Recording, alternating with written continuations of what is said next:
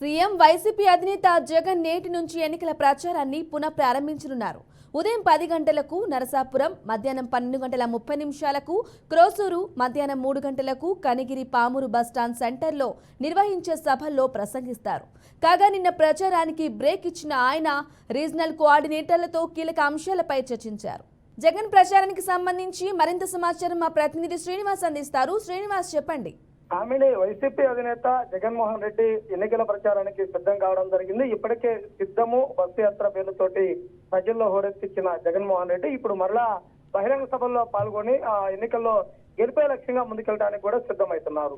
ప్రతిరోజు 3 ప్రాంతాలలో బహిరంగ సభలు ఉండే విధంగా వైఎస్ఆర్సీపీ పార్టీ షెడ్యూల్ కూడా విడుదల చేయడం జరిగింది. దానిలో భాగంగా ఈ రోజు మొదట నర్సాపురం, తర్వాత పల్నాడు జిల్లా పెదకూరపాడు నియోజకవర్గం క్రోసూరులో 2వ బహిరంగ సభ, 3వ బహిరంగ సభ అనంతపురం జిల్లాలో నిర్వహించడానికి సిద్ధం కావడం జరిగింది. అయితే ప్రస్తుతం పల్నాడు జిల్లా పెదకూరపాడు నియోజకవర్గంలో జరగనున్నటువంటి బహిరంగ సభ సంబంధించి పూర్తి స్థాయి ఏర్పాట్లను కూడా పెదకూరపాడు ఎమ్మెల్యే నంబూరి శంకర్రావు పర్యవేక్షించి అన్ని ఏర్పాట్లు కూడా సిద్ధం చేయడం జరిగింది. రానున్న ఎన్నికల్లో గెలిపే లక్ష్యంగా ముందుకెళ్లాలనే ఉద్దేశంతో ఎక్కడికక్కడ పార్టీ అభ్యర్థులకు సంబంధించినటువంటి దానిలో జగన్మోహన్ రెడ్డి ప్రత్యక్షంగా ఆ భరోసా ఇస్తూ కూడా బహిరంగ సభల్లో పాల్గొంటున్నారు.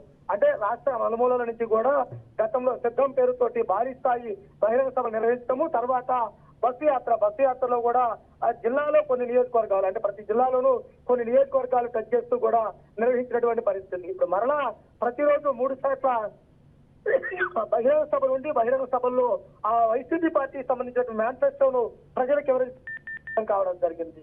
గతంలో మేనిఫెస్టోలో ఇచ్చిన హామీలు ఎలా అమలు చేశాము, మరలా రానున్న రోజుల్లో మేనిఫెస్టోకి సంబంధించి ఏ విషయాలు ప్రకటించనున్నాము, అలానే ఆ ప్రతిపక్ష పార్టీలు వీళ్లపై ఎటువంటి విషయాన్ని చెబుతున్నాయో కూడా వాటిని వివరించే విధంగా కూడా బహిరంగ సభ ఉండే అవకాశం ఉంటుంది. అయితే జగన్మోహన్ రెడ్డి బహిరంగ సభ పల్నాడు జిల్లా పెదకూరపాడు నియోజకవర్గం క్రోసూరులో ఉండటంతో స్థానిక ఎమ్మెల్యే నంబూరి శంకర్రావు అన్ని ఏర్పాట్లు సిద్ధం చేసి రానున్న ఎన్నికల్లో గెలిపే లక్ష్యం అంటూ కూడా చూస్తున్నటువంటి పరిస్థితి ఉంది.